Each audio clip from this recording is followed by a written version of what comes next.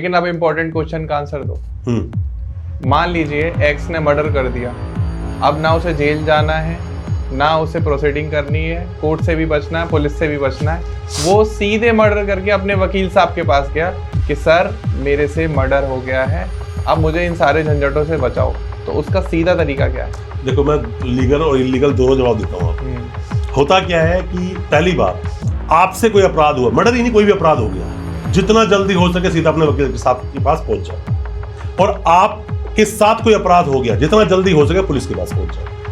अब बात ये आती है, मान लीजिए कि उसी थाने में मर्डर हुआ है, मर्डर में आपका नाम आया, किया नहीं किया जज साहब डिसाइड करेंगे, हमारा काम नहीं। मर्डर हुआ, कोई आदमी मर गया, उसका नाम आ गया, अब उसी थाने का एसएचओ आपका जानकार है। अब वहीं पे स्टोरी बदल दी जाती है कि मर्डर तो हुआ, जब मर्डर हुआ इसको इन्फॉर्मेशन मिली, ये उसके पास था, अभी हमने ट्रैक किया तो आसपास मिला भी नहीं, मर्डर ऑफ वेपन इसके पास से है नहीं, पूछताछ में ये पाया गया कि इसने मर्डर शायद नहीं किया होगा, इसीलिए हम इसको 41 का नोटिस देकर अभी छोड़ रहे हैं। छोड़ दिया नोटिस। ये तो लीगल प्रोसीडिंग है, कुछ इलीगल तो इसमें नहीं हुआ ना अभी तक। अब इलीगल कैसे होता है कि उसको पकड़ा, वो थाने उसी टाइम पकड़ लिया, बिठा रखा है उसको, कुछ पैसे का लेन देन हुआ, उसको छोड़ दिया, भाग जाती यहाँ से, भाग जा आत्महत्या, ये इलीगल प्रोसीडिंग है। सेफ कौन सी है? पहली वाली। सर पता है क्या होता है, किसी इंसान से काम भी करवाना बट लीगल टर्म्स में करवाना आना चाहिए। लेकिन पहले वाली जो है वो फॉलो नहीं होती और सेकंड वाली ही फॉलो होती है। देखो, सेकंड वाली अगर फॉलो होती है, उसको भगा दिया गया तो एंटीसिपेटरी बेल है तो आपके पास, एंटीसिपेटरी बेल पे जाओ। लेकिन ऐसा रहता है कि उसको पैसे लिए भगा दिया, क्या हाथ मत? बहुत होता है सर, बहुत होता है। ये इतने सारे मामले एंटी करप्शन पे क्यों चल रहे हैं? इतने सारे डेली पुलिस वाले जाकर हाजिरी क्यों लगा रहे हैं? होता है, बिल्कुल होता है। ज्यादा फोकस किस पे करे एक्यूज, बेल लेने पर या जो केस उसे क्वेश कराने पर? सर देखो, ये ना सवाल बहुत बड़ा है और बहुत लंबा इसका जवाब है, बट मैं फिर भी बोलूंगा, क्वेश आसान नहीं है। भजन लाल का जजमेंट है, वो सारी कंडीशन पूरी करनी पड़ती है। दूसरा, बेल भी कोई आसान नहीं, हलवा नहीं है। बंदा बोलता कांड कर दिया, एंटीसिपेटरी बेल ले लो, अरे कैसे ले लो, मिलेगी नहीं तेरे को बेल। हर किसी बेल नहीं मिलती एंटीसिपेटरी, ये तो एक रेमेडी है कि बाम लगाने सर का दर्द ठीक हो जाता है। और कब तक वैलिड रहती है एंटीसिपेटरी बेल? जब तक केस चल रहा है। ओके। जब तक आप उसमें दी गई कोई कंडीशन को आप मतलब रूल तोड़ ना दो। अब उसमें लिखा हुआ है कि आप इस विक्टिम के घर के आसपास नहीं जाओगे। ठीक है। अब तुम गली में जाके बैट बॉल खेल रहे हो, उसको ले जाएंगे उठा के तुम्हें। आप विक्टिम को नहीं धमकाओगे, आप उसका फोन फ्रेंड कर रहे हो, उठा के ले जाएंगे आपको। तो यहाँ पर हर चीज को देखना पड़ेगा, उसके प्लस और माइनस दोनों देखने। अगर एविडेंस है वो वीक पड़ जाए तो वो किस तरीके से कोलैप्स? सामने वाले को बरी तो 100% होगा, वो बेल भी जल्दी मिल जाएगी। एविडेंस वीक कब पड़ जाते हैं? जब स्टेटमेंट जो देने के लिए आया वो खुद ही हॉस्टाइल होगा। अब ना सभी वकीलों के लिए एक बात बोलना चाहूंगा, जो नए वकील साहब आ रहे हैं, लॉ स्टूडेंट है या कोई भी केस में आ गया है, आपके पीपी साहब अक्सर मैंने देखा है कोर्ट में खड़े होकर बंदा स्टेटमेंट दे रहा होता है, सही स्टेटमेंट दे रहा है जो उसने बोला, उसमें ना अपने ही शब्द, मतलब वो लीडिंग सवाल पूछ रहे होते हैं पीपी साहब, और वकील साहब को नॉलेज नहीं है, चुपचाप बैठे हैं बंदूक की तरह और देख रहे हैं उसको। जब तक पीपी साहब सामने वाले से लीडिंग सवाल नहीं पूछ सकते, जब तक सामने वाला हॉस्टाइल ना हो। हॉस्टाइल हो गए, हॉस्टाइल हो गया आपका विटनेस, तो अब पीपी साहब को राइट है पूरा कि अब वो यहाँ पर हॉस्टाइल होने के बाद में लीडिंग सवाल पूछ सकते हैं, पहले नहीं पूछ सकते। यहां वकील साहब को बार बार ऑब्जेक्शन उठाना चाहिए। और नई बात बन रही है, स्टेटमेंट पूरी हो गई, इमीडिएटली आप जाओ हाई कोर्ट, आपको सॉल्यूशन मिलेगा उस चीज का। कोर्ट में चौकन्ना रहना पड़ेगा, क्या गलत हो रहा है, क्या सही हो रहा है। ज्यादा इंपॉर्टेंट क्या है, पीपी साहब के बीच में जो बहस हो रही है या जो डॉक्यूमेंटेशन आपने प्रोवाइड कराई है वो जो ऑर्डर में लिख दिया गया, दोनों बेकार है। पीपी साहब ने क्या बोला, कोई वैल्यू जब तक वो ऑर्डर पे नहीं आएगी, जब तक ये वो टाइप नहीं होगी। डॉक्यूमेंट क्या दिया, कोई वैल्यू नहीं जब तक वो टाइप नहीं होगा। मैंने क्या बोला, कोई वैल्यू नहीं जब तक वो टाइप नहीं होगा। और वो टाइप किसके कहने पर होता है? नहीं, टाइप तो देखो, कई बार मैं बहुत सारी कोर्ट गया हूं, मैं वहां तो कई बार हाथ से लिख रहे होते हैं। चल रही है, बस चल रहा है काम। सर अपने देश में लगभग 5 करोड़ जो केस पेंडिंग है ना, वो ऐसी नहीं है। फिर बोलता हूँ, कुछ तो मजबूरी रही होगी, ऐसी कोई विवाद नहीं होता। ये 5 करोड़ केस जो पेंडिंग है, ये एवी नहीं हो गए हैं। 5 करोड़ केस और 10 पर केस में 10 लोग, तो यार बड़ा ही सिस्टम लचीला खराब इसलिए भी हो रखा है यार। इतने सीरियस केसेस में मैंने अभी हमारे पास एक केस आया सुप्रीम कोर्ट में, मुझे उसकी बेल करानी है, उस बंदे की बेल लगानी है, सेल्फी में जाना है उसको। तो यहाँ पर क्या हुआ कि उस आदमी की जो चार्जशीट लगी वो 4 महीने में लगी। ठीक है, उड़ीसा केस है वो, और वकील साहब ने डिफॉल्ट बेल तक मूव नहीं करी, जबकि तुरंत मिल जानी चाहिए। अरे बेसिक्स हैं ये।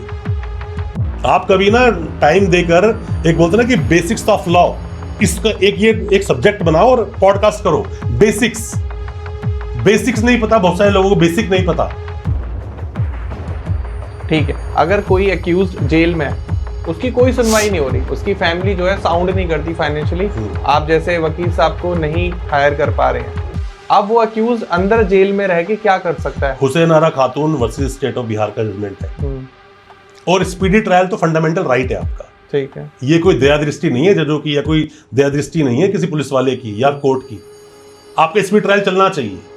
बोलते ना कि justice delayed is justice denied. अब मान लीजिए कि किसी के भाई की डेथ हो गई, किसी भाई को मर्डर कर दिया, उसको मार दिया, आज ट्रायल 9 साल से चल रहा है, और जैसे ही उसको अरेस्ट किया, मुझ जैसा कोई वकील गया 3 महीने बेल लेके आ गया, ठीक, उसको इंसाफ तो बेचारे को नहीं मिला ना। 9 साल से वो आदमी आजाद घूम रहा है, जब जब देखता होगा तब तक उड़ता होगा अंदर ही अंदर। उसकी माँ बाप देखते क्या बोलते, हम इसको मार दे, ऐसे होता है ना। तो ये जस्टिस डिलेड जस्टिस डिनाइड हो गया। स्पीडी ट्रायल की इमीडिएटली एप्लीकेशन नहीं हो रही, सुप्रीम कोर्ट तक जाओ। देखो चीजें ना बोलते कुछ, बहुत सारी बातें किताबों में दब के रह जाती है। क्या दब के रह गई है? क्वालिटी एजुकेशन दी जाएगी, क्वालिटी हेल्थ के लिए आपको हॉस्पिटल बनाए जाएंगे, होता ना, quality law, quality legal aid मिलेगी। अरे क्वालिटी मिलेगी, बोलते ना फ्री में, अगर फ्री में कुछ देना ही है ना, स्वास्थ्य न्याय और एजुकेशन दे दो, ये फ्री दो। अरे पर फ्री भीख में मत दो, क्वालिटी चाहिए। क्वालिटी जिस दिन मिलेगी उस देश के तरक्की होने से कोई रोक ही नहीं सकता दोस्त। क्वालिटी मिलनी चाहिए। अब एक बेचारे का मर्डर हो गया, यहाँ पर वो जा रहा है लीगल एड ढूंढ रहा है, उसको मिल नहीं रही।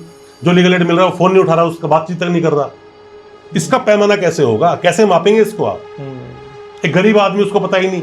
बहुत सारे लोग आते हैं, बड़े देखो, एक सही आदमी जो होगा ना, उसको गिलानी फील खुद होती है। जैसे कई बार मेरे सामने आते, एक बुढ़ा आदमी है 60 साल का, बेचारा हाथ जोड़ के और नीचे आके बैठ गया, ऑफिस में आया बैठ गया, तो मुझे गिलानी फील होती है कि इंसान वो भी और मैं भी।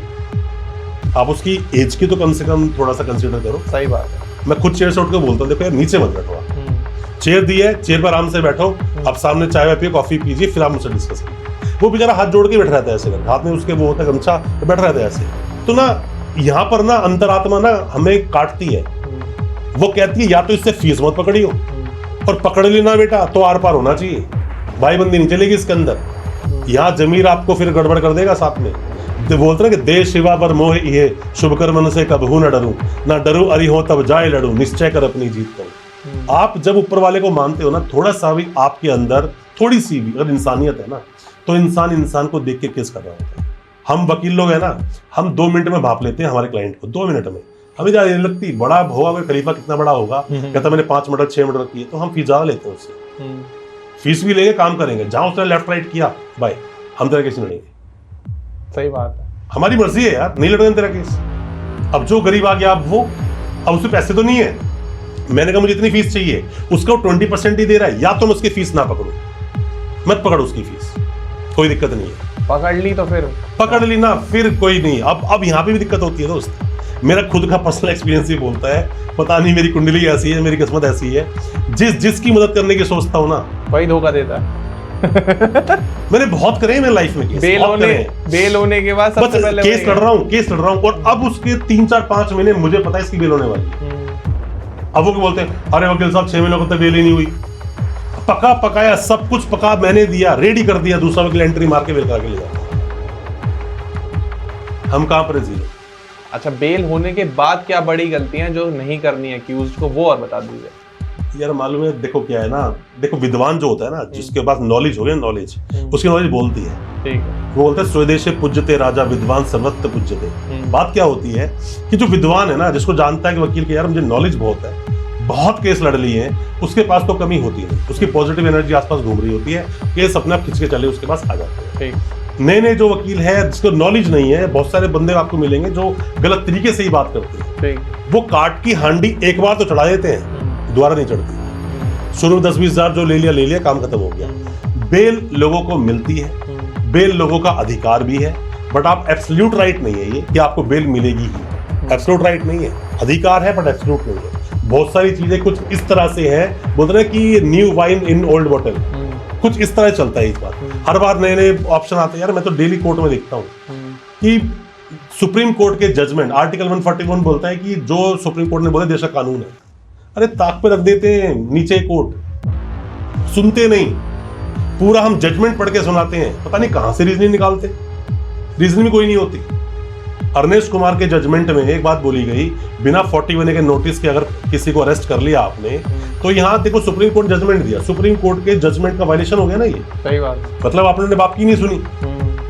अब यहाँ पर क्या हुआ, पुलिस अरेस्ट करके ले आई और मजिस्ट्रेट ने जेल भेज दिया। अर्नेस्ट कुमार के जजमेंट के लास्ट के 2 गाइडलाइन के आप पढ़ोगे, पहली लाइन उस सेकंड लास्ट बोलता है कि अगर पुलिस वाला ऐसी हरकत करता है तो पुलिस वाले के ऊपर डिपार्टमेंटल एक्शन होगा, सस्पेंड हो सकता है, टर्मिनेट की भी आगे प्रोसीडिंग हो सकती है। लास्ट लाइन में लिखा है और अगर इस चीज को मजिस्ट्रेट साहब ने नहीं देखा और जेल भेज दिया, मजिस्ट्रेट साहब के ऊपर एक्शन होगा। अरे कहाँ होता है भाई, किसी का नहीं होता। होता है, मैं कहता कहाँ होता है, मैंने जो बोला है ना, इसमें भी वही बट आ गया। मैं कई बार हाईकोर्ट गया हूँ 41A के ऊपर, पुलिस वाले पे एक्शन होता है।